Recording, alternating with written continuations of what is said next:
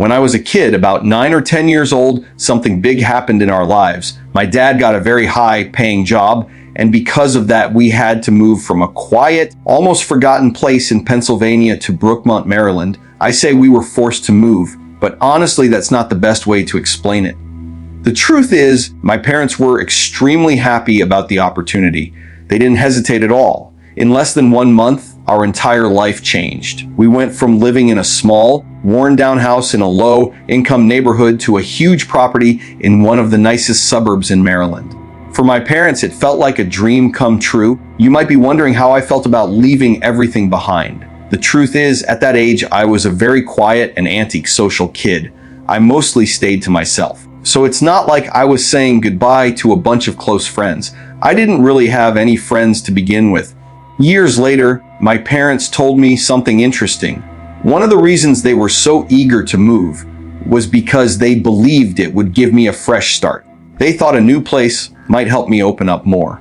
But at the time, I didn't think much about that. The move didn't bother me very much.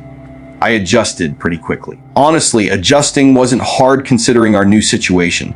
Like I said before, the house was huge. Even my 10-year-old self could understand that our family wasn't going to struggle with money anymore. I won't waste time talking about every little detail inside the house. Only the important parts matter for this story. I had 2 older brothers, Sean and Harold. And the best part of the entire property was the backyard. That place quickly became our favorite area. The yard had a large section filled with tall, twisting hedges. They created perfect hiding spots, which made our games of hide and seek, tag, and other random games way more fun. We could run around for hours back there without getting bored. But the most incredible part of the backyard was something standing at the far right edge of the property. There was a treehouse. Actually, calling it a treehouse doesn't really do it justice. It was more like a tree castle. Each house on our street had a large group of tall trees separating it from the next property. Our treehouse was built right in the middle of that cluster of trees. And it wasn't some simple weekend project a dad threw together with a few boards. This thing was huge. It stretched across 6 or 7 trees that were growing close together. The structure had 3 levels, and instead of those shaky wooden planks people usually use to climb up, it had a real staircase built into it. Everything about it looked strong and professionally made. It was obvious that someone with serious skills had built it. For a long time, my brothers and I spent time up there every single day. After school, the first thing we wanted to do was run straight to the treehouse. It was always the best part of the day. But after a while, things slowly started to change. My brothers began to lose interest. They were older than me, and they had reached that strange teenage phase where suddenly nothing feels exciting anymore. No matter how fun something used to be, they would just shrug it off and say it was boring. Little by little, they stopped coming to the treehouse. At first it happened occasionally, then it became more frequent, and eventually I was the only one going up there. I won't lie, that really hurt. The treehouse had always been our place, our little world above the ground, and now it felt like I had been left alone there. I kept trying to convince Sean and Harold to come back and play like we used to. I told them we could still have fun up there, but no matter what I said, they refused. And just like that, the huge treehouse that once felt full of life suddenly became a place where I spent my time completely alone. One afternoon, I climbed up into the treehouse like I always did, but the moment I stepped inside, something caught my eye. In the corner, there was a folded piece of paper lying on the floor. That was strange. I was sure it hadn't been there before. Curious, I walked over and picked it up. When I opened the paper and read what was written on it, the words stuck in my mind so clearly that I still remember them even today. It said, "Hello, I'm the Marshmallow Man. It's nice to meet you. What's your name?" At that moment, I felt incredibly excited. I was probably the happiest kid in the world right then. I immediately assumed that one of my brothers had left the note as part of a little game. So I decided to play along. I thought maybe this was their way of getting interested in the treehouse again, and I didn't want to ruin it. Inside the treehouse, there was suddenly a stack of paper that hadn't been there before. I grabbed one of the markers we always kept up there and quickly wrote a reply. I wrote my name and left a small note back. Then I placed it in the exact same spot where I had found the first one feeling excited about this new little game we had started. Later that night, I almost asked my brothers which one of them was pretending to be the Marshmallow Man, but I stopped myself. I was worried that if I asked about it, they might stop playing the game. So I stayed quiet. For the next few days, something interesting started happening. Every time I came home from school, I would run straight to the treehouse. And every single time I got there, another note would be waiting for me. At first, the notes were simple and harmless. They sounded exactly like the kind of things my brothers would say. Because of that, I kept answering them and having fun with it. But slowly, the notes began to change. As the days passed, the questions started becoming a little strange. The Marshmallow Man began asking me things that felt more personal. Some of them didn't really make sense for my brothers to ask. Questions like, "What's your favorite time of day to play outside?" Or, "What do you usually eat for breakfast?" I don't remember every single question now, but there is one question that I will never forget. It said, "Which window in the house is your bedroom?" Even today, when I think about that exact sentence, it makes my stomach feel sick. But at the time, I didn't think too deeply about it. I was still convinced that one of my brothers was behind the notes. So I answered every question without hesitation. Then one day I climbed into the treehouse and found another note. And this one felt different. The question written on it made me feel uncomfortable in a way I didn't understand back then.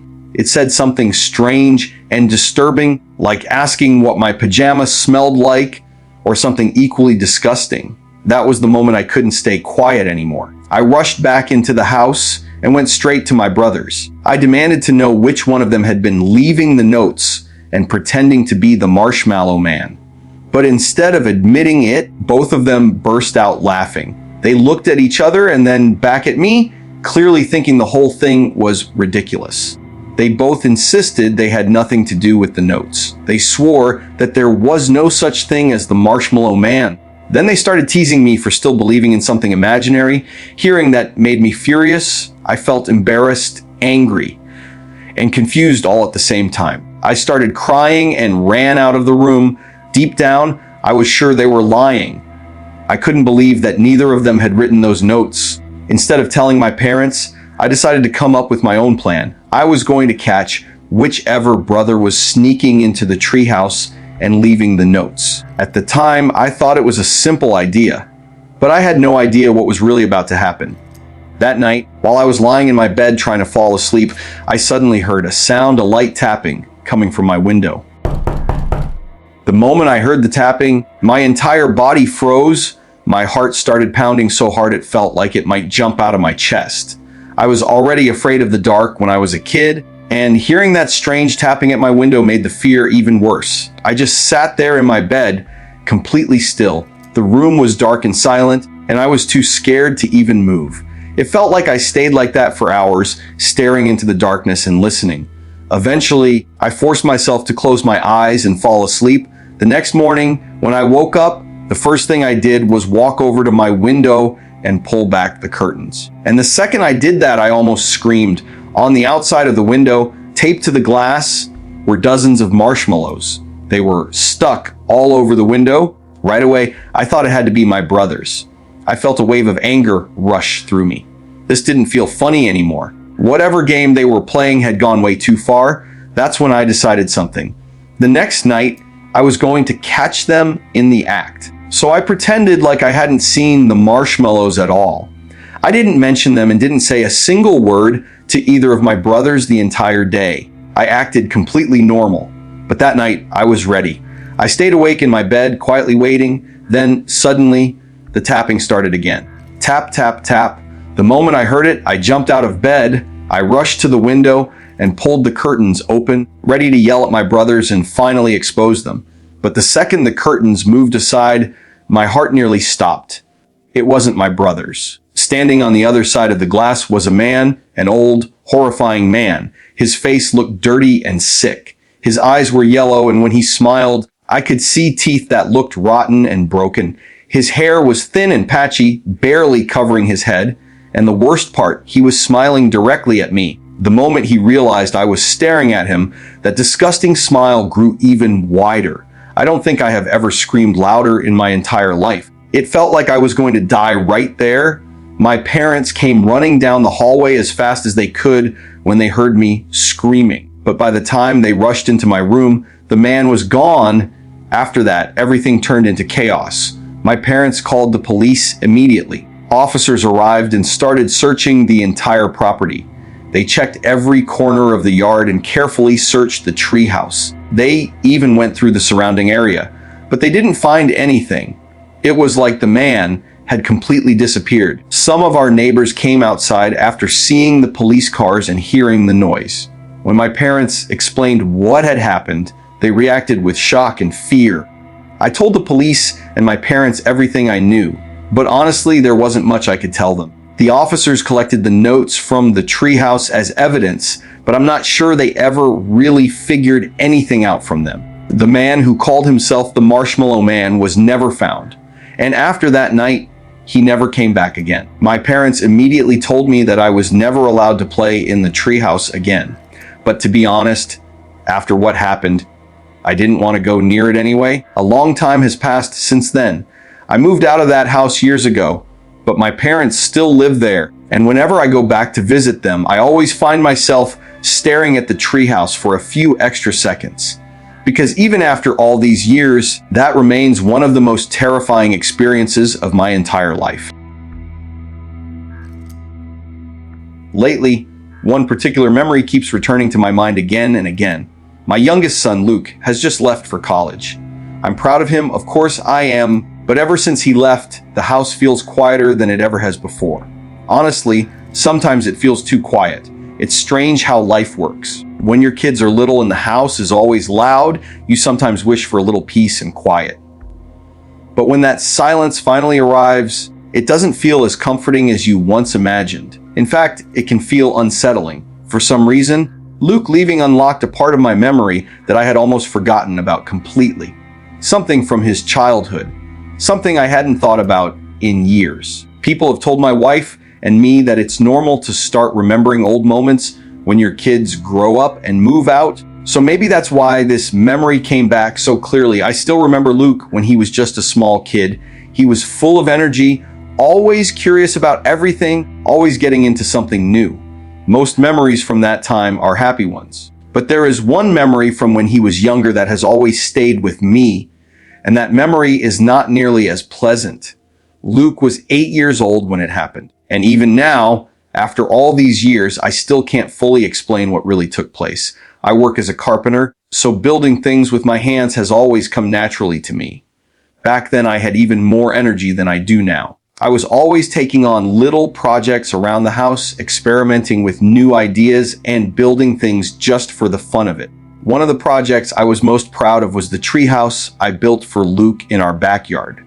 Surprisingly, it's still standing there today. And it wasn't just some small wooden platform nailed onto a tree. I really put my heart into building it. It had proper wooden walls, a solid roof, and real wooden steps leading up to the entrance. The whole structure was sturdy and carefully built. I wanted Luke to feel like it was almost like having his own little house up there, a place that felt special to him. My wife, Christy, wasn't very happy about the idea at first. She thought it was too high off the ground and worried it might not be safe. But Luke had always been the type of kid who climbed trees anyway. I figured that giving him a strong set of steps and a safe place to play would be better than letting him climb random branches that could easily break. Eventually, Christy came around to the idea, and Luke absolutely loved that treehouse. To understand the rest of this story, you should probably know a little about our property. Our house sits at the very end of a dead end street in a pretty wooded area. Our backyard actually connects directly to the woods. That was one of the main reasons Christy and I fell in love with the place when we first bought it. It felt quiet, private, and peaceful. We've always been the type of people who prefer a calm life away from crowds.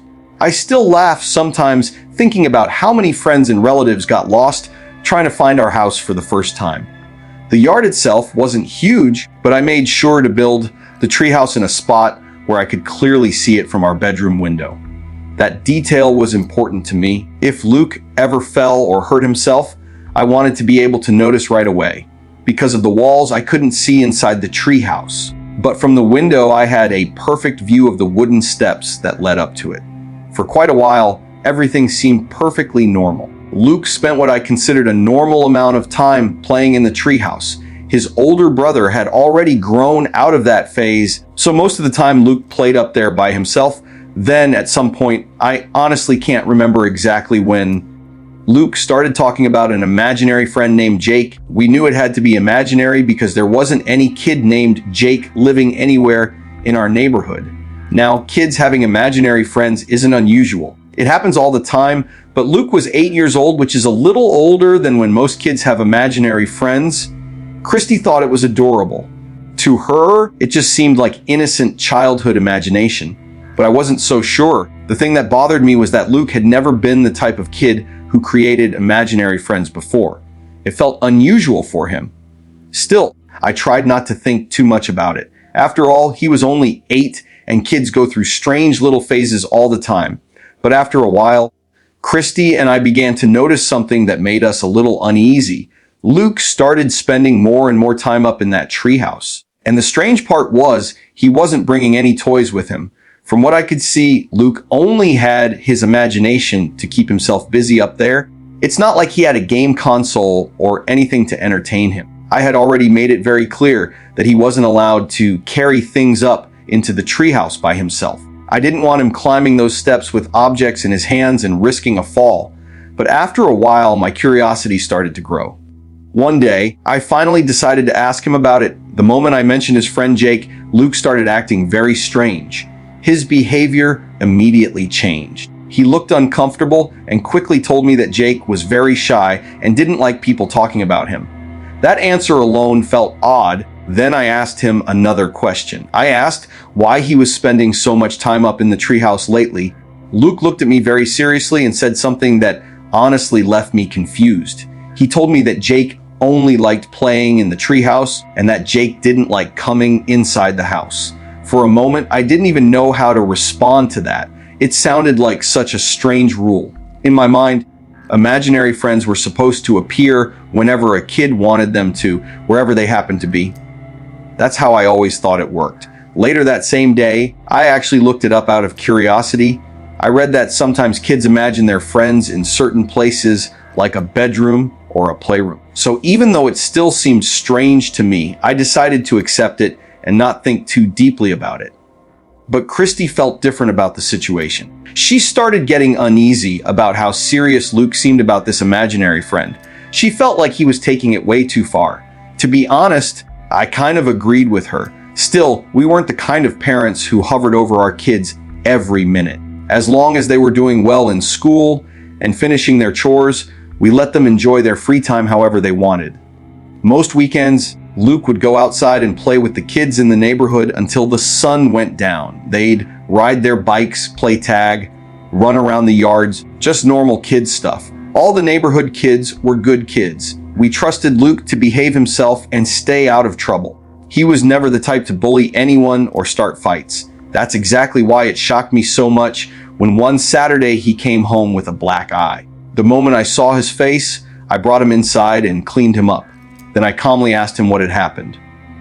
Luke just stared down at the floor.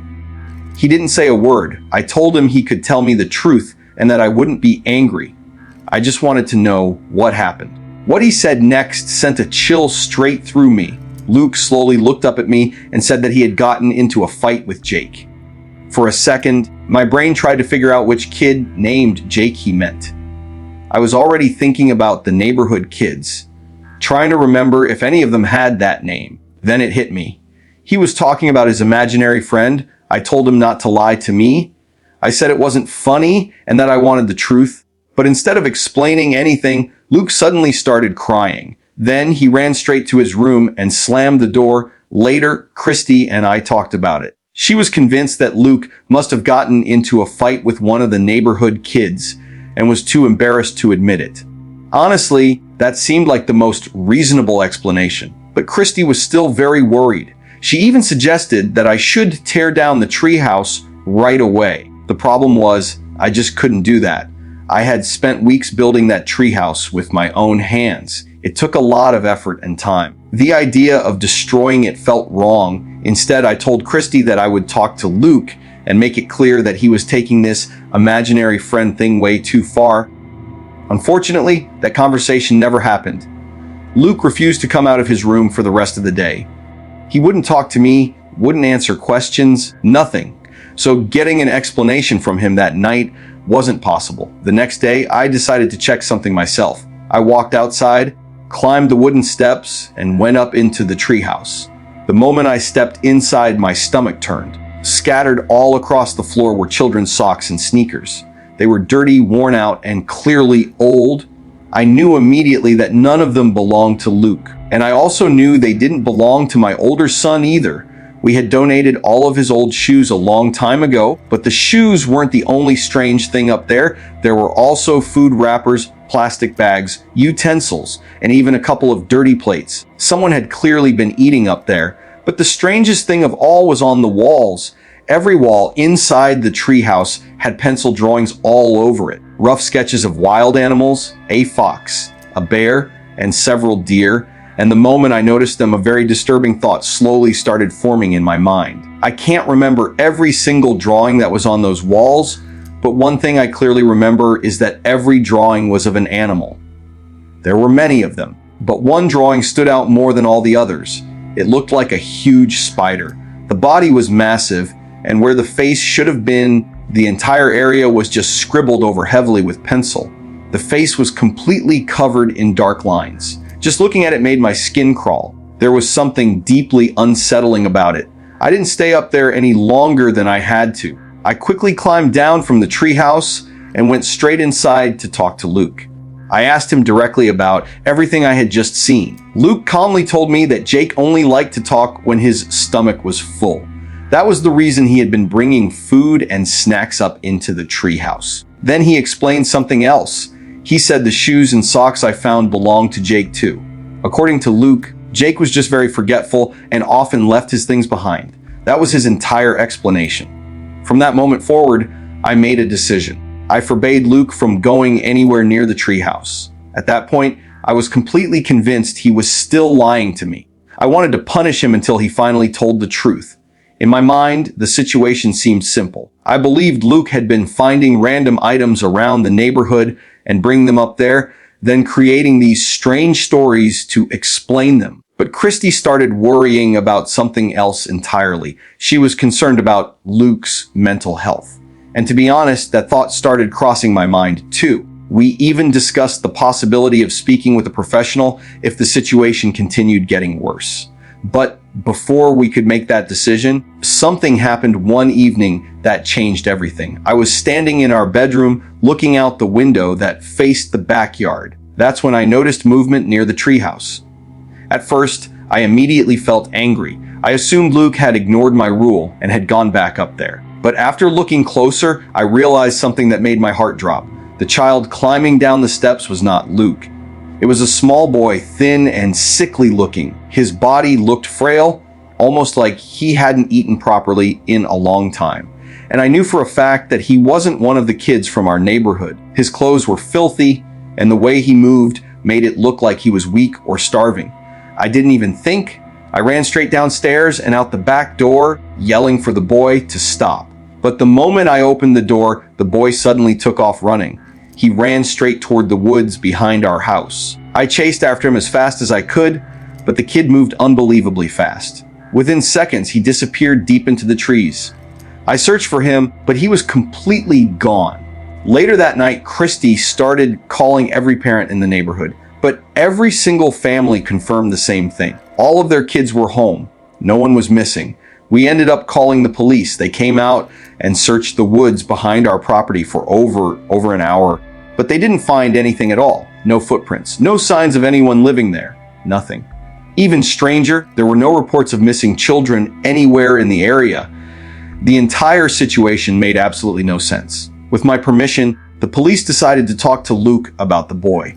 What Luke told them was honestly terrifying. According to Luke, Jake said he was a magical boy who lived out in the woods.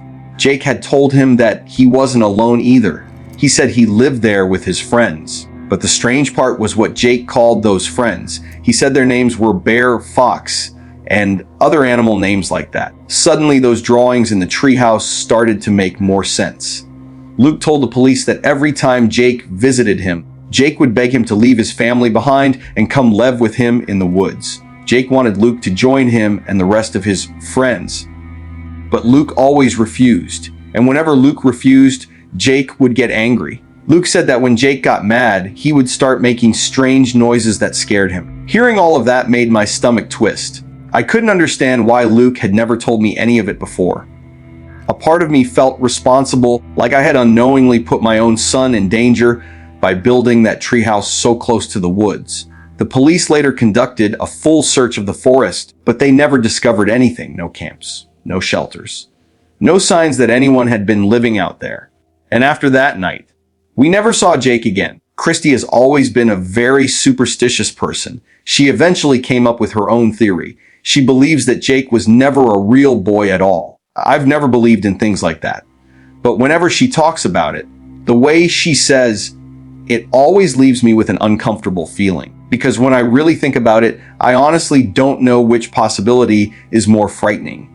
The idea that some paranormal entity was interacting with my son, or the thought that there could have been some unknown child living deep in the woods behind our house the entire time.